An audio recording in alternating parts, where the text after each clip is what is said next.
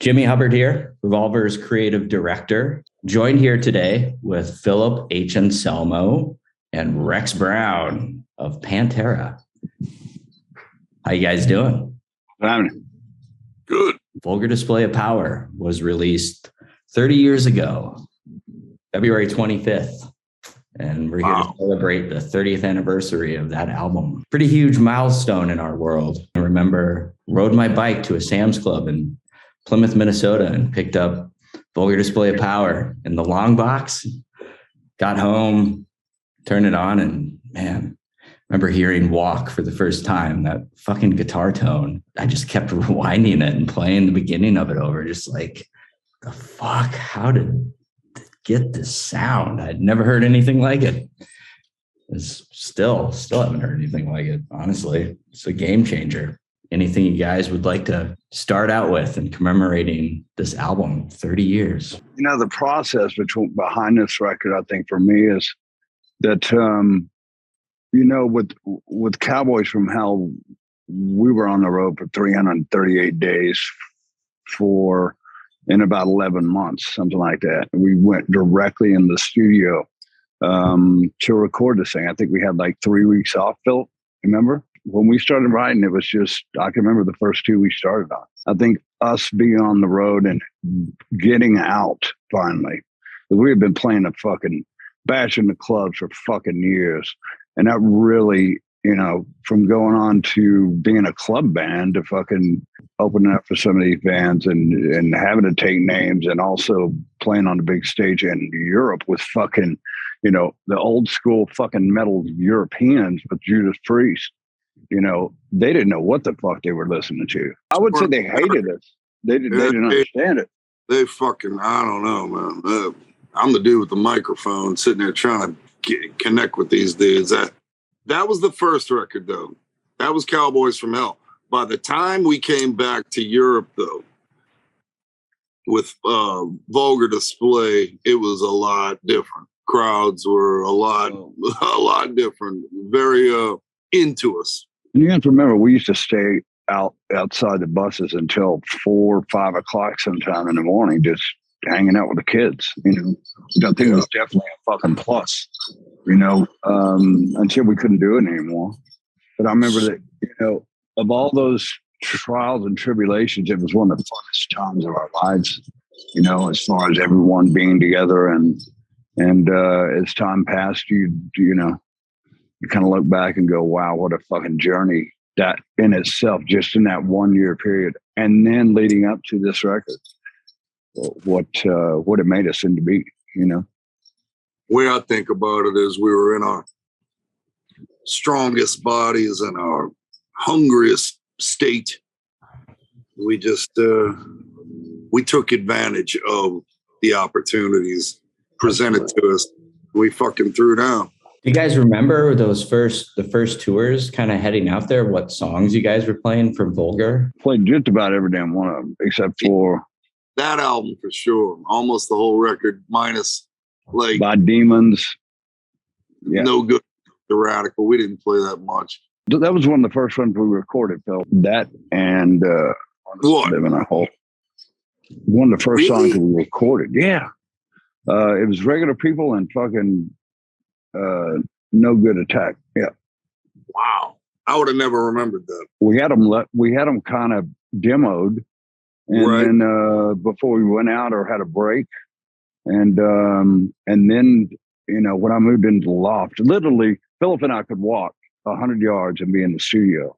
And so we used to jump the fence, and then we got the clever idea to fucking, I can't remember who did it, but we got some wire cutters and cut that damn fence so we could get through it every day. So, you know, we'd be down there at noon ready to go, and it was just sitting in a room and jamming. And it was so fucking magical. And like the things that were just popping out of us that we just put down, and everything was on that, you know, everything. We were sitting in the studio writing most of this shit.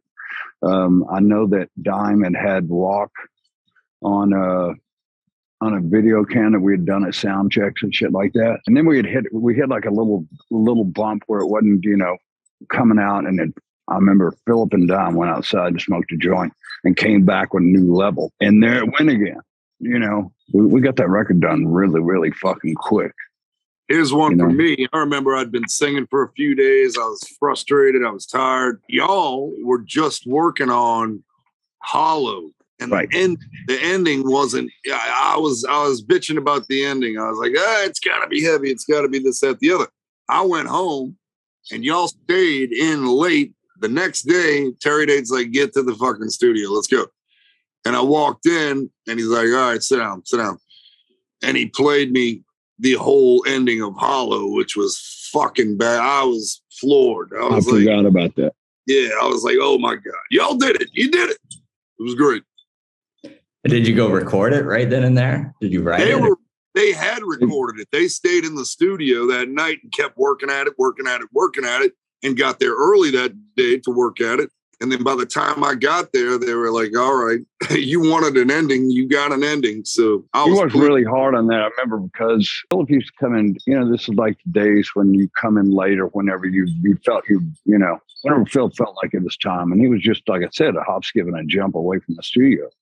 And so sometimes we would spend all day long. He would come in early, go back to his place, and then we would, figure out the arrangements of the tunes and then everything else. And you know why he'd get us in early? You know why he'd get me in early? He wanted me to sing early before we started drinking. And we were pretty good back in those beers. He was like, no beers, no weed. Come on in and sing. I'm like, by the time you did get there, we were pretty fucking on our way, Oh, yeah. Y'all were, because y'all had done the hard work. Twist and Hurl. Oh, God. Twist and Hurl. It was dude. Game, and there was this dead end sign. There was a studio right here. We would jam inside the studio, step outside the studio, little parking lot. And we were at the very end of the dead end street. And there was this dead end sign at the end of the street. So the game was ship the beer, spin around, and hum it at the damn sign. And I guess we woke up some neighbors. Yeah, we had the cops come out, and we became friends with them at a certain point. They were just like, man, we're tired of coming out here. Said, y'all want to do it? And this one cop did this one time. Towards the end, Diamond even spray painted a fucking X in the little spot you stood in on the pavement in front of the studio. But it was pretty much at that point, it was his old man had taken over. His dad was an engineer there for years, and that's where we grew up as kids, watching all that. Being in the studio, that's where Vinnie got all of his great skills from engineering. And his sense of EQ was just fucking. He knew exactly what he wanted to get out of the sound of the guitars and the drums. The bass was another thing that Terry definitely helped with. But we were still experimenting with sounds at that point. And then, Diamond would put one guitar right, left, and then one right up dead to center. I mean, that's that sound, and it's undeniable. When I joined the band, Dimebag always had that sound, man. I don't know about day one or day two, but by the time I got there, that dude had a ripping tone. And I think Terry Date, when he first came in, one of the first things he said was, I'm here to help you guys get that fucking guitar tone from one room to another and on tape. So, yeah, I always found that to be amazing. Dimebag always had that fucking massive tone, man. Really did. How we used to record those things to a kick drum and a snare, maybe a hi-hat or a click. Don would put the first guitar down, and they put the second one down, and then I always like to put my bass over the last. That way I knew if there was any holes I could, I could possibly fit something in, that's where it went. Which was damn near impossible sometimes, because the sound of those guitars, Terry really captured. I think the first record we were using real close miking. This one he used a lot more. Number one, we used a lot more mics per cab, and also we had the room sound. And we had put down on this record, I think, or that was it. The first record we put down all hardwood floor in the studio. and all the way around the side. So we had the whole room was just fucking lively, you know, and it was our studio. Mostly there was nobody else doing sessions in there, you know, but we never rehearsed in it, you know, we just had it. It was cool. That was one of the things too that I remember when I heard is like your bass tone too, and like when the guitar solos would come in, it's just, I don't know, it was just thanks, man. Great sound all across the board. And I loved that it was like a live band, like when the guitar solos would come in and rhythm would. We like to cut everything on the floor, you know, where, you know, sometimes Philip might be singing something or whatever, just so we can get the vibe. So we knew where to come in. And then he would take off and we'd finish the song, you know, and that style worked really well. The thing with me and the brothers, we tried to get it so goddamn tight, you know, that was our function, you know, and let Philip do what he does on top of it. And that's the formula. And it worked for fucking years. I would sing fake vocals just for placeholders.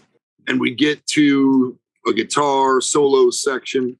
I would duck out. I would be like, go for it. You know, just remember there's a chorus after this or some shit, you know, so, right. You know, from the guitar solo back into the song. So as far as influences go, we were super duper influenced by many two guitar player bands. But as far as rhythm guitars dropping out or something like that during guitar solos, that's all Van Halen worship, man. Oh, yeah, it's true. And did the top, you know, those triplets just, you know, twice the speed. You know, that was something too about that record that, you know, was really huge for me when I heard it is, you know, there was the crossover thing that was one thing, the crossover stuff that was coming out of the Bay Area. But what Pantera kind of represented in this, the kind of crossover hardcore thing of like metal, the Southern influence, and then like vocally it was, you know, like I loved Priest, and I had never heard of Black Flag until Pantera. You know, there was this hardcore element to it. It was all attitude, man. It was all attitude. And this was also the first time Phil, you know, Don and Phil used to work on the vocals, say Cowboys Free. This one, Philip had full reign, you know, with Terry. I think Dom came up with a couple of things with very little. I think, you know, this is the first time he really jumped out of the shell and fucking went for it. It kind of set us all up to do our parts, you know, and we were looking to get that that's where that power group really, it started with Cowboy, but it really came together with the Vulgar Display. Yeah, it was like a new kind of hard, like it was fucking, I hadn't heard anything like it, you know. It still had that traditional metal that I grew up on, but that hardcore element of it was different. I hadn't heard anything like it. What's weird is before I joined Pantera, you could say their earlier records were glam or whatever like that, but you can't. It's not. If you're going to be a true music purist, look at those records for what they were. Hard rock records, heavy metal records, and they were. I always felt like Pantera had this secret little signature sound on every one of those records that was original. And I could say it reminded me maybe of Kiss. It reminded me maybe of this, that, the other, you know, but they always had this little thing to them. Cowboys probably has a lot of moments like that on there, I'm sure. And if I thought about it, it'd probably be like, oh yeah, it's all over the record. But this little signature hook thing, it was like it made a big comeback on Vulgar Display. You know, it was just like you say, it was magical. Well, I mean, there's levels to magic, you know, when you, I guess, capture something that was always so intriguing to begin with on such a major level. It's kind of mind blowing. So that's how it always struck me, you know, just those goddamn signature riffs. When we did fucking Hostile for that record, you know, it's like that's almost an agnostic fucking front song in a weird way, but we made it our own. As tight as a guitar to play, we tried, and that was the whole thing. We were at that point, we were sticklers for just getting as tight as we could get it, you know, but also as punchy as we could get it. And we went to lay the vocals down. And their old man was apparently managing the studio or whatever. And he came in and Philip's we have to, he's pegged to to the red and beyond fucking red.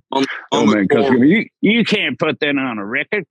And we're like, the fuck we're not, the fuck we can't. No, when you bring up fucking Hostile, it's also the influences that we chose to run with, because you mentioned AF, Agnostic Front, but it's Agnostic Front meets ZZ Top is what it is. Right. And not many bands can get away with doing that. You know what I'm saying? I mean, the chorus is freaking ZZ Top. And like you say, the tightness between you and Dime, all the triplets and all that shit. Goddamn note. And it's something we'd never done before, and it was like pushing us to fucking, oh goddamn, if we're gonna get this thing, let's do it right. And that's one of those other crippling sounds on that record. That's when Phil came in to sing over that, it was just it was it. We'd never used that before, and it was, or very sparsely, and it was just. I remember, man, we sat on that record and we couldn't put it out because we were fixing to tour with Skid Row, and we were sitting on it for, I would say, a good 5 months. And just wore it out for anybody we would play it for, so we were so damn proud of it, man. What were the responses like from your peers when you played them the record? Like, you guys were out with Skid Row, like Dave and... They all loved it, man. I mean, that record, everybody, from the early 90s rap community to the freaking heavy metal community to the country and Western freaking community and on and on and on. Everybody loved it, man. A lot of people pissed their pants when they heard it because they knew that, this is it. You take that last song I was talking about, Hostile, and it's catchy. It even fucking hostile. It's got a good fucking catch to it. The hook, that's what it was all about. And that's what we did. We wanted to write songs with however tight and heavy we were being, add in a little hook. It's 30 years later, what's your guys' favorite Vulgar Display of Power song? Right off the bat, New Level for me. Yeah, New Level, Mouthful War. There's moments too on the record, like the end of Hollow. It's like, This Love. Hollow is a good song too. This Love's a great song. That's one that, in my opinion, it set a template for a whole lot of bands in the future. And for us, I just feel like it was pretty natural feeling to write the song. I remember, coming up with the little mellow part when it happened. Dimebag, I'm sure, had it for a zillion years or whatever. And then when it came to the chorus, we knew it hit and stuff, but I don't think it was blowing us away as much as it did everybody else.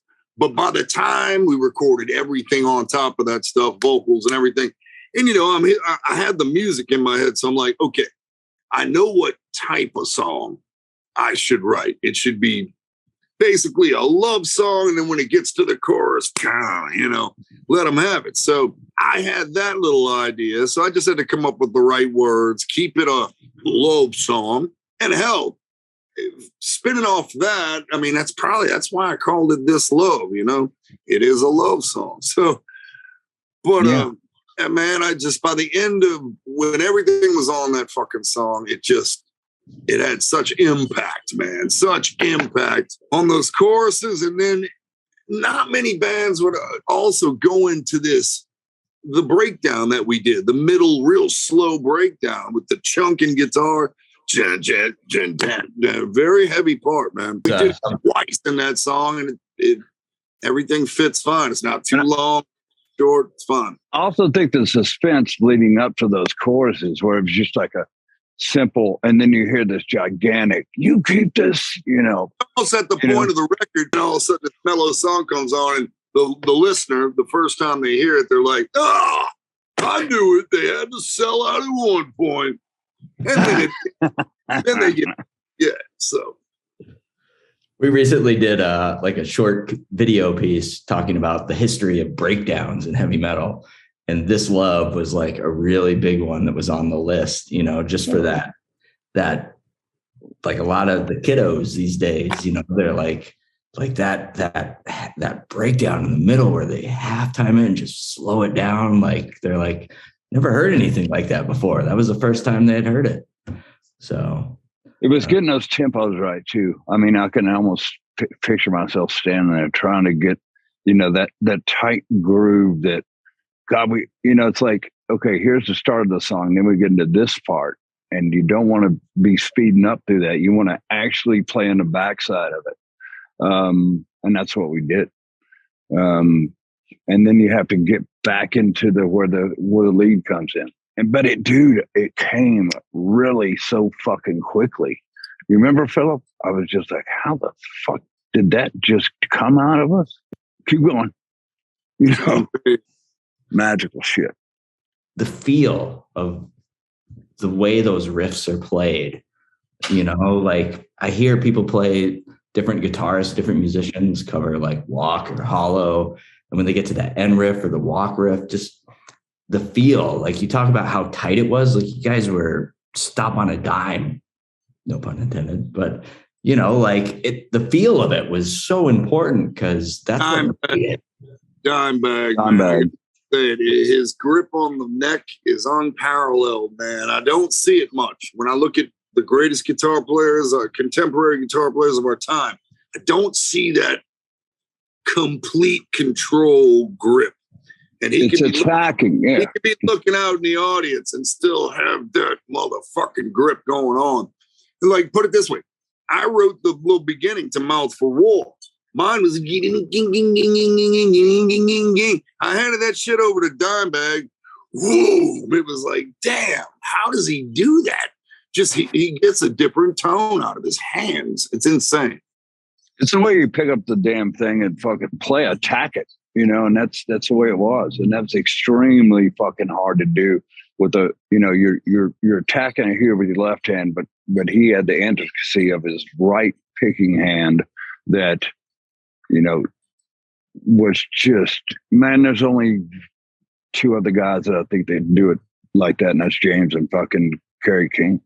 You know, I think Kerry showed Dom a little bit of that when he came down a couple of times, and that's really when his sound would change to that. Thing is, Dimebag could play it tighter than Kerry could. Oh yeah, the legacy of that album is so huge, and when you're talking about like the feel of it, and especially like Dime's guitar playing, the impact that it had on not just heavy metal but a lot of musicians across the board is pretty massive.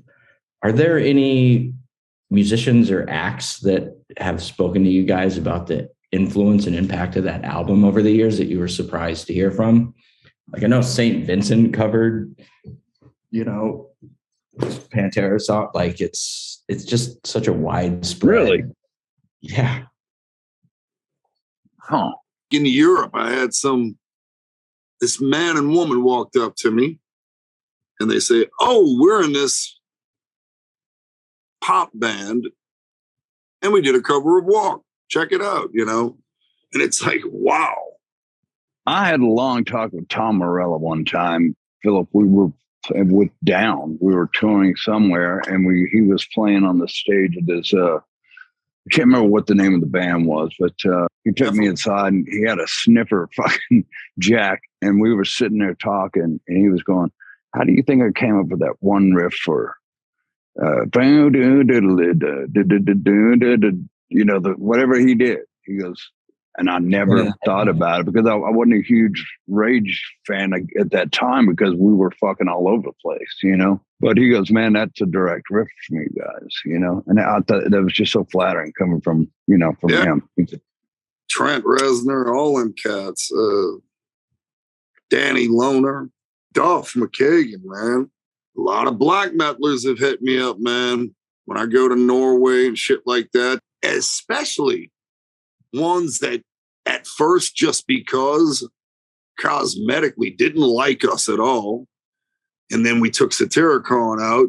Everybody came out to the big show and they stuck around and they were like, "Damn, Pantera is fucking good." You know, it was like, we changed a lot of minds there. So, hey, like you say, we're talking about all these big mothandle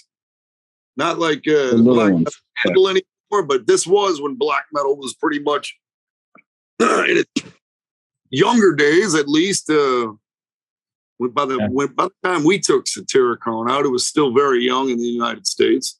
But my point is, it was the people that came out to the show, you know, Ted from Dark Throne, Fenris, and freaking Emperor dudes and shit, you know, so it was cool, real cool. If you had to pick your top 5 songs on Vulgar Display of Power, what would be your favorites? That's really hard.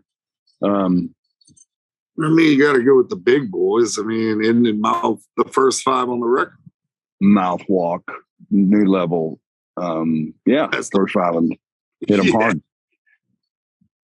We always went for the home run on number 4, and then number 5 had to be just as badass. So in that order, that's not to say anything for side. Side 2 is another. What is on side 2? No Good, Attack the Radical, Live in a Hole. No good for what the fuck? People. Hang on.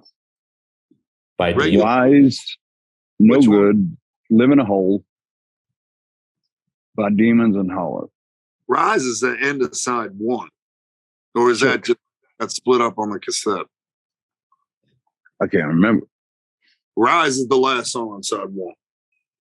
Yeah. Right. After This Love. There you go. Perfect. It was also putting a sequence of those together, It's pretty fucking wild. I always liked the sequence of that record a lot. It was such a good, full piece, What about your favorite songs to play live from the record? Are there any you never played? All those ones that we talked about, and then the two at the end. That's right? Probably it. I mean, that's what we did live. That's probably. I think we played Rise maybe on 3 occasions, and Live in a Hole we played for sure. Did we? And then by Demons Hall, yeah. You got to remember from that record, we went straight on the road with Skid Row. So here we are playing in front of 10,000 people, and we were just a fucking little bar band. Still, I don't remember what we played on that one. Did we play some of the stuff from Vulgar on that leg of the Skid Row tour?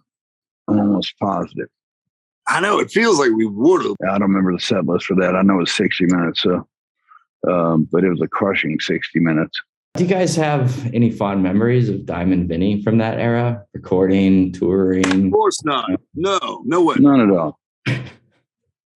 Always. Come on, Jimmy. I know. I just love hearing them, like the spinning Hurl. And that was just one, of the fucking thousands of things that Dom would keep us sane on the road. The guy just loved life, man. And he would do it at other people's expenses sometimes, but it was all in good fun. And so that kept you on your toes all the time. You never knew what was going to fucking happen with that crazy Sunday. Yeah, man. Like the old never a dull moment type thing. Dimebag was like, what is it? Like an extremist against dull moments. he would fight to the death. And he's the Groucho Marx of fucking. If he's making up a game with I don't know, man. The dude could turn nothing into something quick.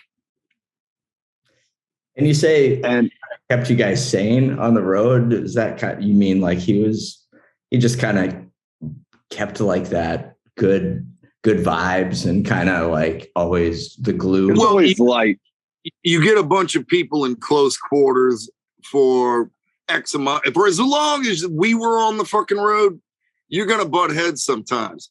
And he was good at identifying all that. And, when it was time to take everybody's mind off of the whatever we're touring in, whether it was the fucking Winnebago that was falling apart, everybody next to each other, it's like fucking terrible. Take your mind off of that shit. He was the dude to do it for sure. Twist and Hurl.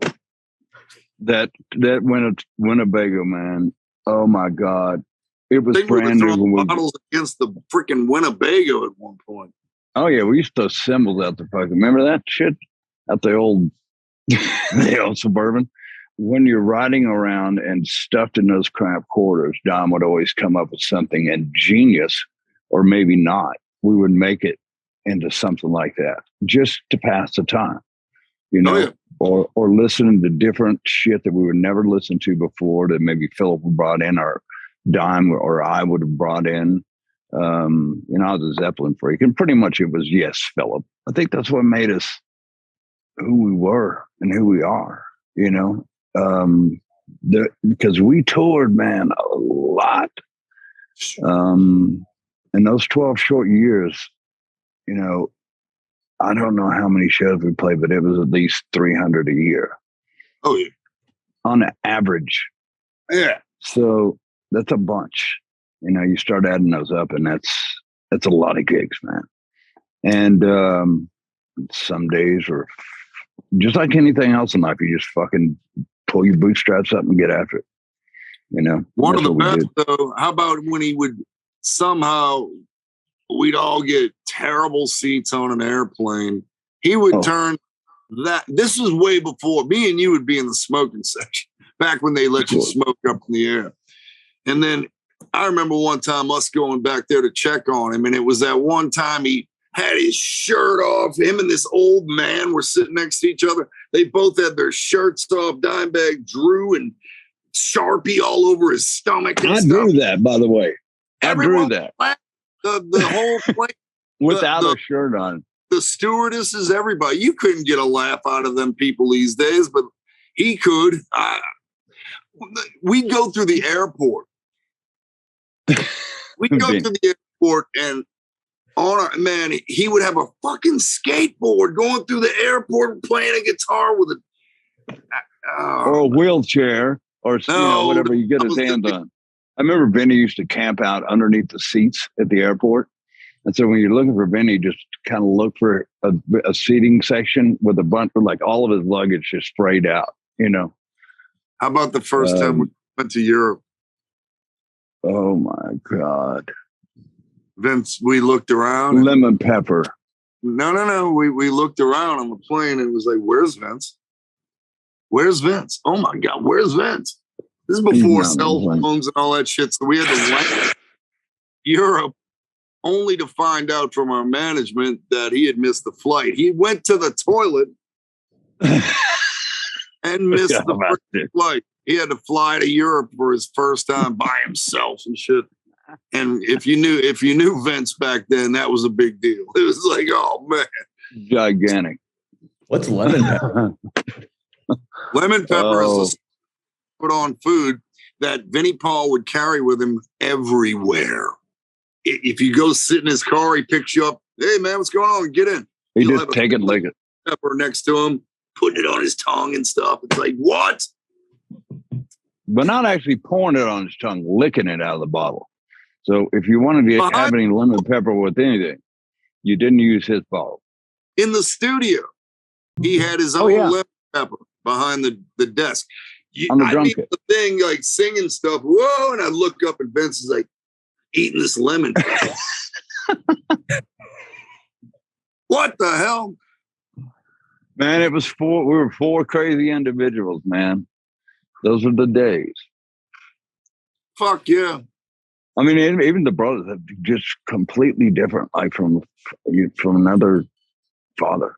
It's weird. That's true. And stature and everything. And just the way they talk. Dimebag was Carol and Vince was the elder. Yeah, absolutely. Oh, hell, I lived that house when I was 16, you know, with them. Go back a long ways, man. Miss those fuckers. That's for damn sure. House y'all ever brought me to. First time I ever came down to jam, we went straight to the studio. Rex picked me up from the airport, went straight to the studio, jammed, and we went back to Dimebag's mom's house, Dimebag and Vince's mom's house. And y'all made me tequila shots. Drank a bottle of tequila and a joint, or I think I had two, and there it was. I don't drink tequila, man, and I was just trying to hang with the new guys. And the third shot that was like this big, I'm like, okay, dudes, I don't drink this shit. You know, at the time when it came out, did you guys think that Vulgar Display was going to have the impact it did on heavy music? I never put any expectation on any record, man. So, and like I say, if I felt like if I did, then it would be a letdown or something or other like that. I let it all just happen, man. So that's the way I did. That's how it was for me. I feel the same. It's one of those situations where if you set your expectations too high, I like to keep them right about 5. You know, if you kind of go below 5, you got to pull the bootstraps up and get them going. Anything above 5, you take. We just wanted to write the best Pantera that we could make, you know, and I think we were all very, very proud of that record, you know, and what it did was after the fact, you know, we had gigs to play, man. We had stuff we had to do, you know. Yeah, it was all about getting to the very next step. And there was always a very next step. You know, it was like, okay, studio, record, tour. And it was always going on. So it was always about, you know, touring, really. You're only as good as the last song you play or the last one you wrote. So that's the kind of mentality that we had. Yeah, and same with shows too. Totally for shows. And we were always pretty hard on each other though about the shows and stuff. Really tough. God. You know, everybody wanted perfection and shit. Towards the end, I mean, you know, Phil finally got smart and got his own fucking room because we would get back there and with the band, I'll say between me and the brothers, we would sit back there for 2 hours going, man, the tempo on that was, you know, was off, or it was too fast or too slow, or okay, let's try that tomorrow sound check. And it was always that perfection thing that followed us, man. It was just something that we weren't about to slack off at any point. And that's the way we did things. The way we carried ourselves also, I think. Like you mentioned, the personality wise, the brothers seemed so different, but musically, like you guys just, the way they played together, the way all you guys fit, like it just seemed like, I don't know, like it was meant to be. I've been playing with those guys when we did that record for 10 years, you know, so like from being a teenager up until Vulgar, that was the 10-year form. And went through, you know, have to play the little clubs that we all had to go through. And it was so hard getting out of Texas. You know, that was another thing. It wasn't like New York or LA where there were signing bands left and right. Once we got in those big rooms in Texas, and then we got a record deal and got all the national touring with Suicidal and Excess done, we were back to the small rooms in everywhere America. So we've done them all. And then went to Moscow during the recording of this Vulgar. Right. And played in front of, I don't know how many fucking people. There was over 1 million, they say. When we went on stage, 700,000. It was unbelievable. I mean, just as far as you could see with the flags from the different countries and all that. And we just went, it was like, if this is going to be something should happen. This is your last gig ever, man. You know, we were flying out the wings, you know, just as far as we could possibly go before dropout happened. And, you know, that was another huge boost for eventually the Pantera, everything. What do you think the biggest room was you guys played before that Monsters of Rock show? Somewhere with Judas Priest, one of those big, did we do any outdoor things with them? I can't remember. We did a bowl ring in Spain. In Madrid. That was huge. Hose, a blood hose. That's like one of the only showers we had on that old tour. When we played that show, we just got our T-shirts in. We'd been out there for like a month. We got our T-shirts in finally. And at that show, we sold one shirt. How you like that? Holy shit. Spain. Did we play a festival with Priest and Maiden that round? I just remember coming off stage and I had dirt about an inch thick on my teeth from the kids in that bull ring stirring up the fucking where the pits were, and Spain and the sweat. Oh my God! That's why I had to get in the goddamn under the bull freaking hose. Yep, the bull hose. Walk was such a monster. I mean, there's so many monsters on that record, but when you guys started playing that on the road, did you start to see like the audience start to change, like the reaction you were getting at shows, like that kind of energy thrown back at you? We had insane audiences in Texas. They had gotten crazy. They were crazy during Cowboys from Hell. They were going bananas. But I guess what you're saying, everywhere else, when we toured, there was a whole lot of watching the first time around, Cowboys from Hell tour. A lot of people with the arms folded watching us. Not much of it on Vulgar Display. Vulgar Display was fists flying, going. Everybody was insane. So yeah, that was noticeable. But it wasn't our first go round with that. But it did feel great to be playing somewhere like Providence, Rhode Island, and have an insane audience. Probably the first anthem that we really did, but it was short, so having that catchy chorus right there and then the choppy parts in between, man, was just I think that's we would keep that in the set early on. In fact, I want to say that when we went on our own, we opened with that because we got such good response. You got to remember that we were touring with Skid Row before that, and half those fuckers didn't know who we were. They knew who we were when we left. And we shot real live footage of that in Chicago too, eh? Yeah, yeah. I mean, that's Chicago. It's not Dallas, Texas. Fucking insane audience. That was an insane audience. Chicago was nuts, man. I love that joint. It was a later release, like in the cycle of the record. We had played there with Suicidal and Exodus the first time. St. Andrews Hall. I remember that around that time. Those were the killer days.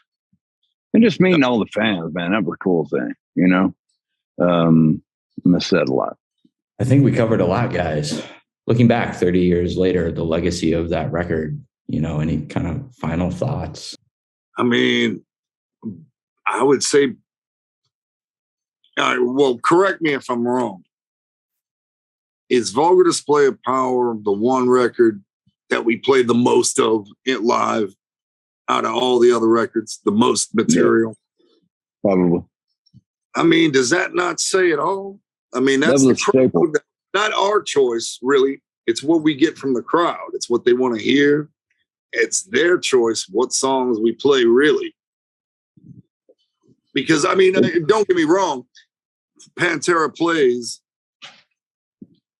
and there's a contingency of people out there that want to hear something that we had never really played. Of course, people are going to do that. But for us, we can't leave off the big songs. We can't. You can't go see Pantera and not have us play Walk or fucking Hostile or one of them songs, Cowboys from Hell, any of that shit. So, I mean, the fact that the Vulgar Display holds the most of those songs, man. And I'm sitting here thinking about how Vince and Dime would feel about this legacy. And of course, they would be ecstatic. They would, they would be over the moon. I mean, it's that record, man. Vulgar Display. It was a staple. It was our stamp. Let's put it that way. In hindsight, that record changed a lot of ball game for us, and we were just making a record, but our way, finally our way, the way we wanted to do it, and with the tightness that came with that, and the confidence that we had just struggled before it. When we finished it, that was dividends in itself. You know what I'm saying? That's the mark that everybody knows now. Yeah, it felt like an accomplishment getting the damn thing done. But, you mentioned before, like, did we know it was going to be huge? And we both answered no. I mean, you don't know what a record's really going to do or who's going to like what. But the fact that it has touched people like yourself, Jimmy, and so many other people, and a lot of the fans that I meet, you know, and I'm sure same for Rex, you know, that's probably one of the first things they say. Oh man, Vulgar Display, you know, most of them. Most of them. That says it all.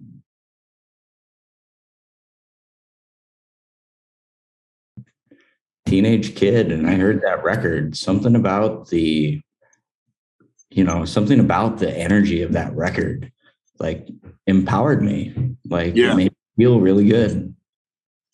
Genuinely, like, just made me feel good.